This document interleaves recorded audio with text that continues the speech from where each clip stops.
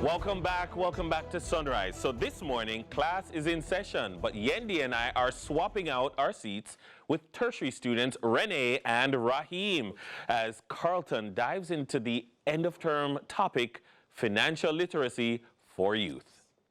Good morning, everybody. Dennis, thank you very much. You see, we have the students who have graduated. So Yendi have graduated this class, and Dennis have graduated this class. So we're here now with some fresh faces, fresh students who are willing and eager and ready to learn something this morning. Students, good morning. How are you doing? Good morning. Glad to have you in class today. And I know you mentioned youth, but really young adults, because, you know, it's not 13 and 14 and 15, but they're young adults this morning, and we want to jump into young adults leveling up financially. And it's so important that you're at a phase of your life right now where it's so pivotal how it is that you move through your finances right now. Bad decisions, how they will impact your future, or good decisions and how those will impact your future. So let's jump right into it this morning so you can start learning. Make sure you're going to learn this morning. Number one, you want to get financially literate. You're at a stage and an age right now where knowledge is important when it comes to your money. So you will learn several things in school, in university, on the job. You learn several things. But sometimes what you do not get from your regular schooling, regular university, is how to manage your money, which is why it is your responsibility to ensure, guess what, I'm going to be reading, I'm going to be looking at information somewhere else. Follow persons who can give you good quality financial information so you can make better decisions. You want to get literate when it comes to your financials, all right, and your finances. Number two, how can you boost your income? So for many young persons this age, maybe you're in university, maybe you have a part-time job, maybe you have a full-time job, but you want to look on how it is that I'm going to be able to get some extra money coming in. You do not want to just depend on your parents' lunch money if you're going to school full-time, or if you have a little one income, you don't want to depend on that only. So you want to start working and hustling right now. Remember, I was maybe about 21 years old, 20 years old, when I was already employed, but I'm looking, how can I start to find something else to bring some extra money? I discovered that, hey, I really love to sell. It was at that age, I'm working in the financial field, I'm going to work, and there's a Carlton, I like your socks, I like your this. And guess what? My first sales business started. I'm selling socks at work. I'm selling tie at work. I'm selling tie pin at work. Guess what? You have to try several different things to boost the income because you're at an age where the income is not the most in your early 20s. All right? Number three, start saving intentionally. Students, do you have a savings account? Yes. You're both saving. You have a credit union account, a bank account?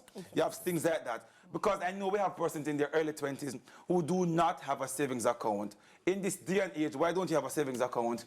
Because you should be saving and not just saving, but saving intentionally because you want to increase that savings. All right?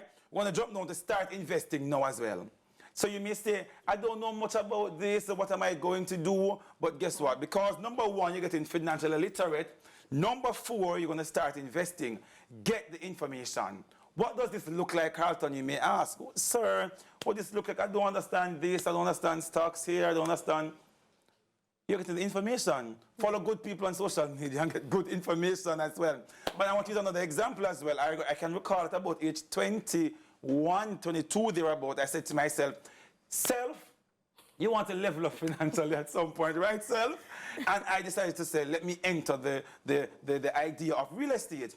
And at 22 years old, I said, let me try going to this direction. So because I was saving now intentionally at the previous topic, I started to put down maybe a 10,000 here, a 5,000 there, a 20,000 here and there to make a deposit on the first real estate property at age 22.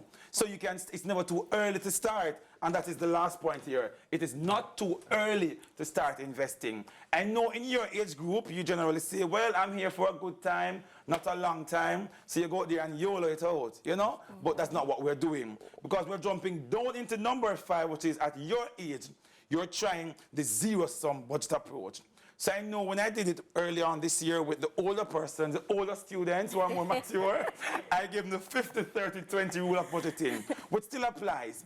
But what you do, say you're earning 150 here on your side job or your main job now.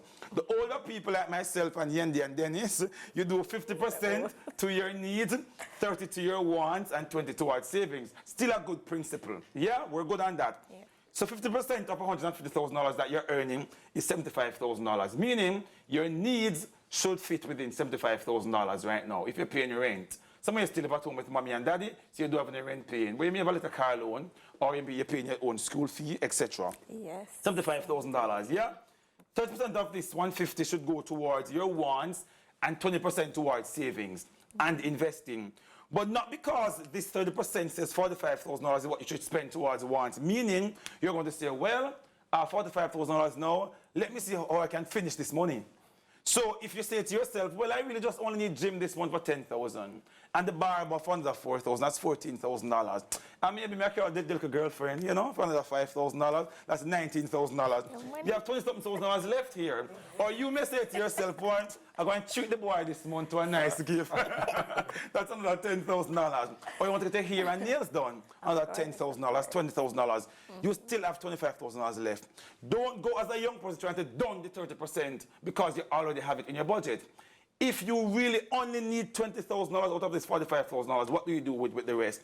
You dump it over on the savings category. So this will now be increased. But what you're doing, you are accounting for every dollar of your money in this early stage of your life because you're trying to build not only wealth, but you set up yourself for the future. Okay. Students, are we good and clear on that? Yes, we are. I want to hear from you, students. Yes, don't say for you like you're not doing because you are learning. Wonderful. Number 6, set goals for yourself. Not because you're young means that, well, may I live a nice life right now. You need some goals. I need to get a piece of land by I am 27. I'm 29 now, by 30 I need to pay off this credit card. I don't know, but set some goals. Finish your university by I'm 24 and then start doing. You're not too young to be setting goals for yourself. You don't want to go about aimlessly. A double-minded man is unstable in all his ways. Your mind can be everywhere. That's a good old Bible. Stick to that as well. Amen, beloved? Amen. Amen. Number 7, be mindful of what is called your debt service ratio. You may not understand that now, but I'm saying to you, when you plan to do a mortgage in the future or a car loan, what the banks look for is what percentage of your income you have already tied up with other things. What impacts that at this age? Sometimes your credit card. So I know we sometimes put value on ourselves with how big our credit card limit is. So if the bank give you $1 million limit, whoa, you feel like a star. They give you 20,000 limit, you say, what, them are rate, man? Them are this. True. But you don't need a big limit at this age and stage of your life because that limit impacts what is called your debt service ratio.